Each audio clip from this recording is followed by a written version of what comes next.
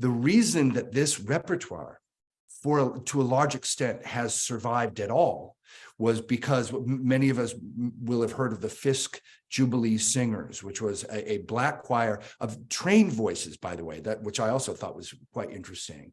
And they went around the country concertizing with this repertoire, arranged so that really from the time this repertoire entered the world that was separate from the plantation, it was kind of already in this form.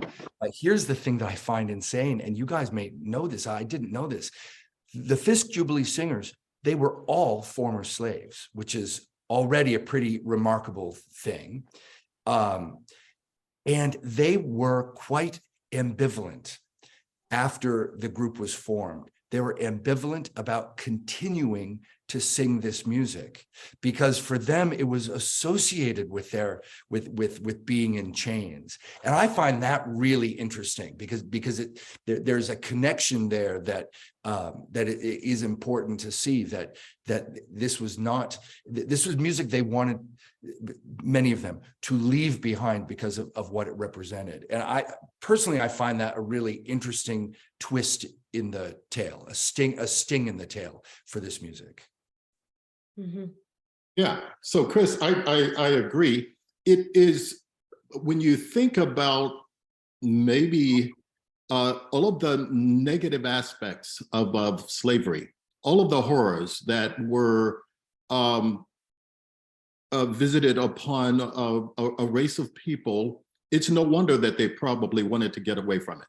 You know, it's this idea that we've been through that and we're looking for greener pastures. We're looking for something that's more positive in life. And those singing these songs were just a reminder over and over and over at that time, because it was the wounds were still so very fresh emotionally in their minds that they wanted to just rid themselves of that and look towards a brighter day. But you're right. It was something that they really didn't want to do.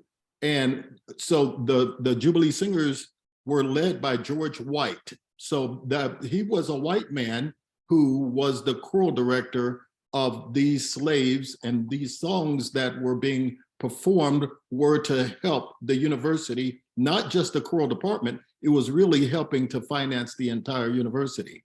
And that was always so interesting. As far as the journey, Ellen, is concerned, I'm always, every opportunity I get, and this might lead into a question later, as far as the journey is concerned, I'm always concerned that we don't give spirituals short shrift. In other words, the authenticity. It's so easy to just look at notes on a page, on a sheet of music, and not stay true to the interpretation of the text and the performance practices, which not enough people actually bother to research. It's not enough to just say, we're singing with great tone and intonation and phrasing.